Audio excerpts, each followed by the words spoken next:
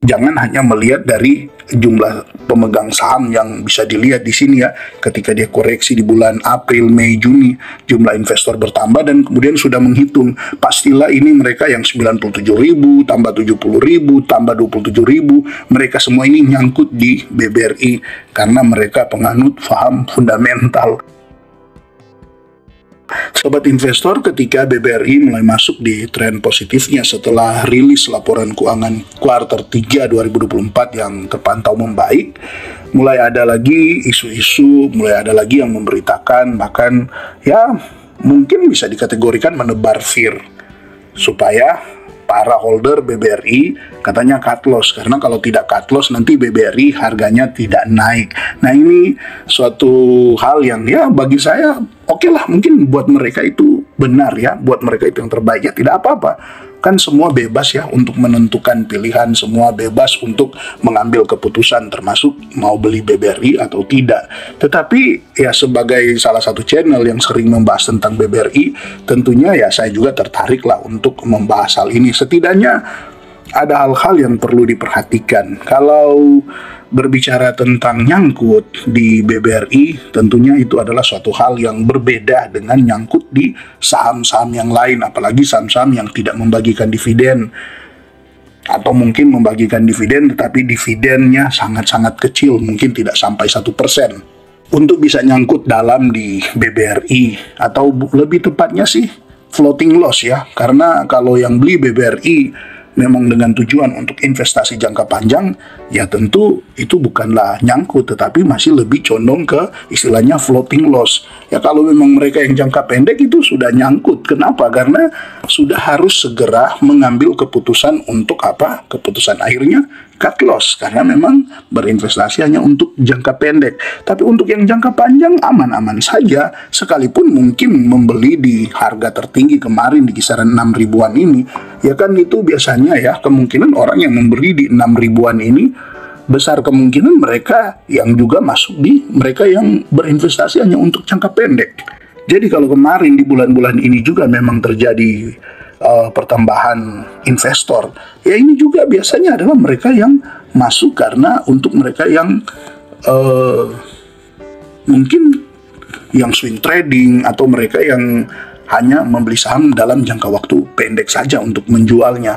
Maka kembali lagi ketika BBRI koreksi seperti ini, sebenarnya jangan hanya melihat dari jumlah pemegang saham yang bisa dilihat di sini ya. Ketika dia koreksi di bulan April, Mei, Juni, jumlah investor bertambah dan kemudian sudah menghitung. Pastilah ini mereka yang 97.000, tambah 70.000, tambah 27.000. Mereka semua ini nyangkut di BBRI karena mereka penganut paham fundamental. Tentu tidak, saya yakin juga untuk mereka yang totalnya ini lumayan banyak yang masuk di bulan-bulan Mei, April ya. Di bulan April ini kita lihat di sini bulan April ya mulai masih banyak, masih lumayan tinggi ya. Maret, April ya masih di 5.600. Kemudian disebut mereka nyangkut, tentu tidak. Karena sebagian besar juga itu adalah mereka yang hanya berinvestasi jangka pendek. Jadi sangat rancu kalau menyamakan antara yang berinvestasi jangka panjang dan jangka pendek, kemudian disamakan dalam hal nyangkut. Nah, untuk Anda yang tentunya harapannya berinvestasi jangka panjang, ya Anda tetap aman aja. Biasanya kan untuk yang paling tidak sudah tahu menghitung harga wajar. Kemarin kita sudah hitung harga wajar BBRI ada di kisaran 5 ribuan, bahkan di tahun-tahun sebelumnya masih bisa dibilang ada di kisaran 4.800. Tentu paling tinggi lah membeli harga saham BBRI itu di 5.100, 5 ribuan. Jadi untuk nyangkutnya tentu di harga sekarang ini ya bukan nyangkut ya, tetapi floating loss-nya. Floating loss-nya ya tergolong kecil.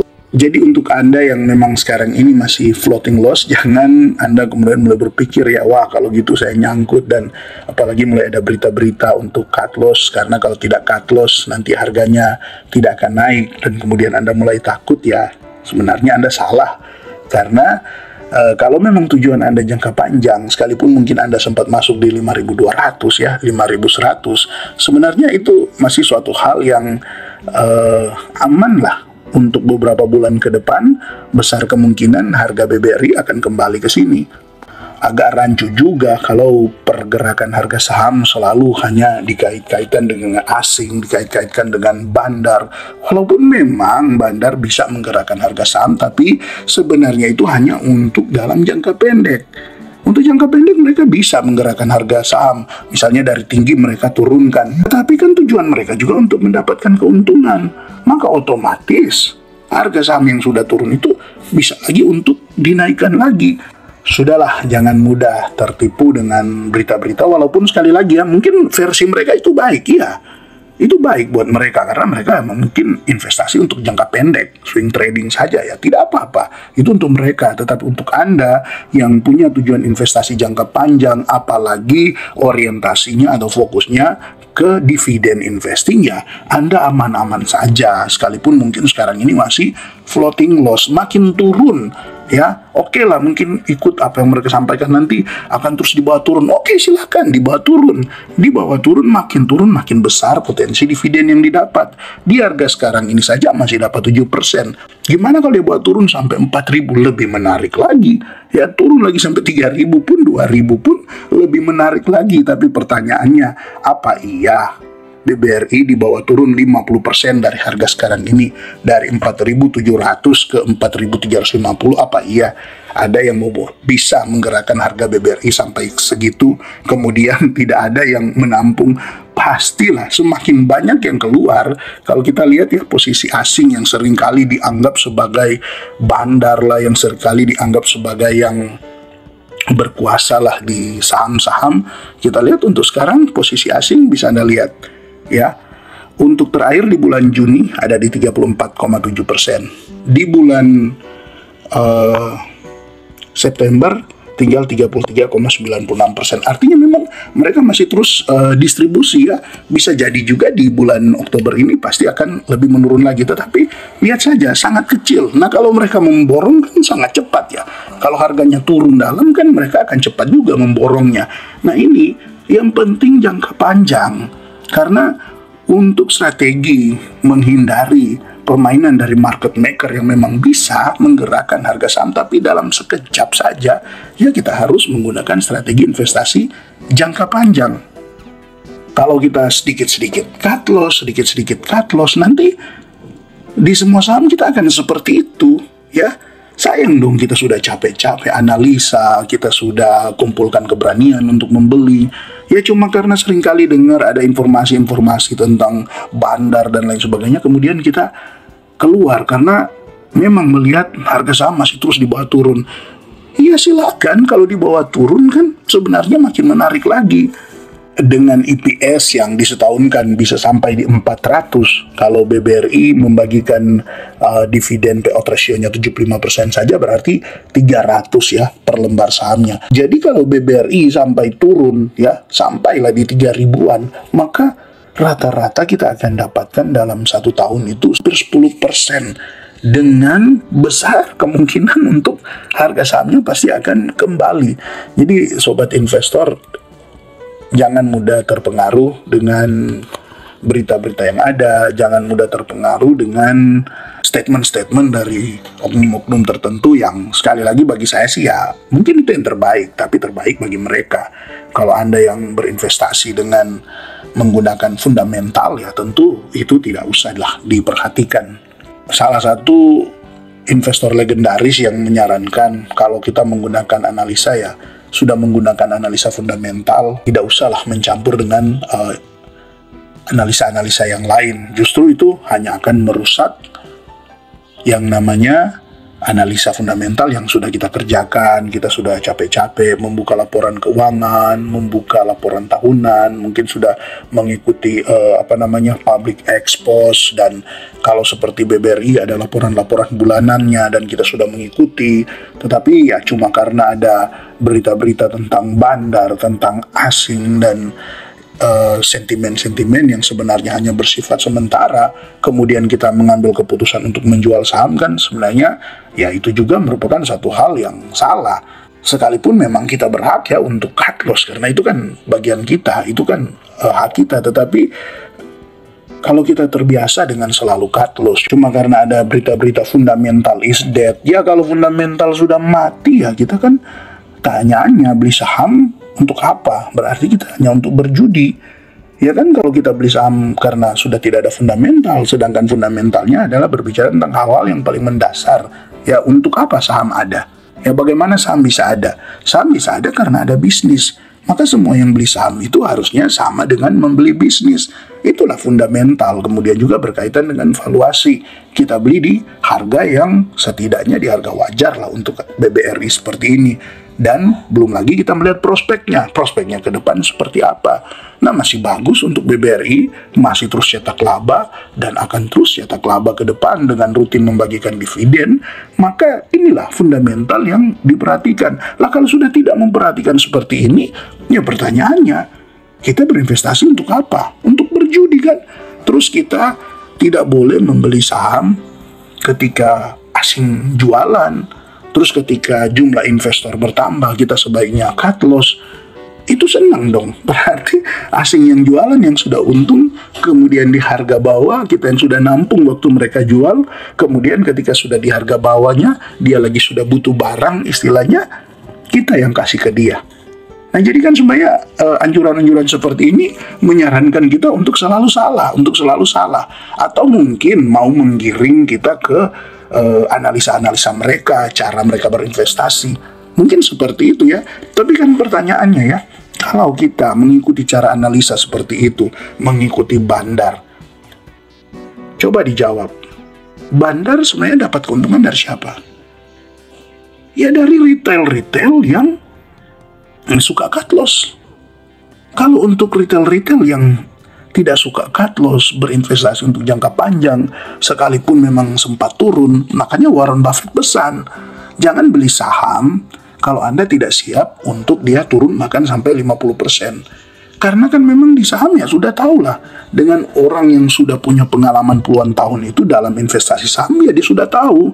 Dalam investasi saham sekalipun fundamentalnya bagus, banyak hal yang bisa membuat pergerakan harga sahamnya tidak sesuai. Tetapi akan tiba masanya selama perusahaan itu secara fundamental bagus, tetap juga akan diapresiasi oleh market. Hanya memang butuh waktu, bahkan bisa sampai 5 tahun.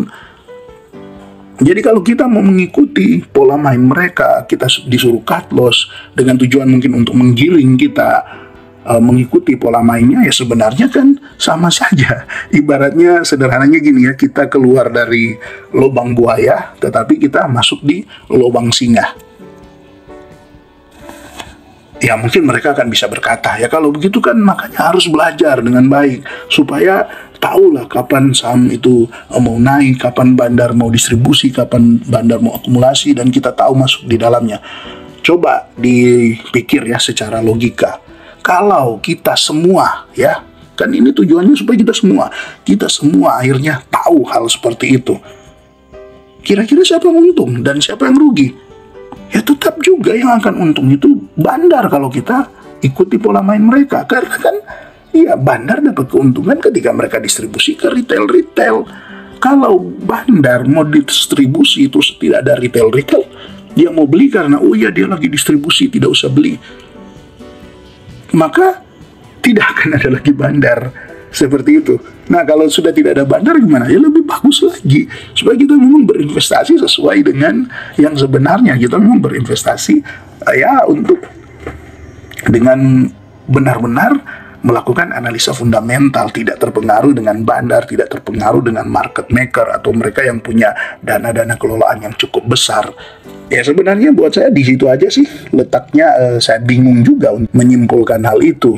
Kita disuruh belajar pola investasi mereka, tetapi kenyataannya kita juga yang jadi sasaran untuk rugi dengan menggunakan pola investasi seperti itu. Atau minimal begini, oke kita yang untung, ya kita yang untung, tetapi kita merugikan banyak orang. Ya kita akan tektokan saja di situ kan. Pilih saham-saham yang digerakkan oleh bandar, wah kita masuk ramai-ramai, kemudian kita adu mujur lah, siapa yang duluan keluar, siapa yang duluan masuk, jadi adu mujur. Ya kalau seperti itu aja ya mungkin ya sweet-sweetan aja, daripada sibuk-sibuk, capek-capek di saham. Itu kan sederhananya kalau ikut seperti itu. Tapi kalau untuk semua yang pakai analisa fundamental, maka otomatis semua akan dapatkan keuntungan. Ya, kalau sederhananya ya, coba kita berpikir, kalau memang semua menggunakan analisa fundamental, tentu ya ini bandar-bandar ini juga ya pasti mereka akan ikut-ikutan jadi investor yang memang long term. Seperti itu ya. Beda dengan masih banyak retail yang suka cut loss. Ya itulah kesempatan. Kenapa masih banyak bandar sekarang? Kenapa bandar sekarang banyak berjaya? Kenapa sekarang banyak sekali diberitakan tentang hal-hal yang berkaitan tentang asing, distribusi dan lain sebagainya yang membuat banyak investor justru takut? Yaitu karena masih banyak yang kurang mengerti dengan pola investasi yang benar, yang selalu menggunakan strategi paling jitu, yaitu cut loss yang berujung pada boncos.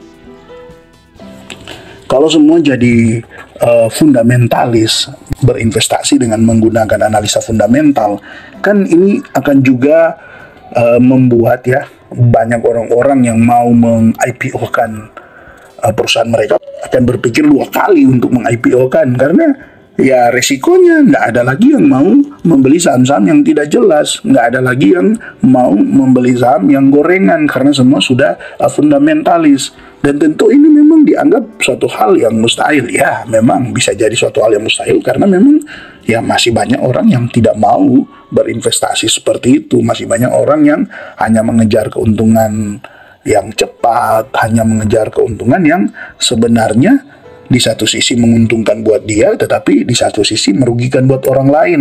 Nah, kalau seperti itu kan seperti beli waran, beli saham-saham gorengan yang kalau hari ini naik begitu tinggi, besok juga turun begitu dalam. Bahkan ada saham yang memang turun ARB berhari-hari, nggak bisa jual. Ya, nggak bisa jual. Kalau BBRI ini kan, bagaimana kita mau jual BBRI ini? Yaitu ketika fundamentalnya sudah memburuk. Dan biasanya memburuk itu kan akan terlihat dari laporan keuangannya. Paling tidak, ya sebulan sekali pasti akan jelas, oh ya mulai menurun. Ada kesempatan untuk kita keluar terlebih dahulu karena melihat fundamentalnya memburuk.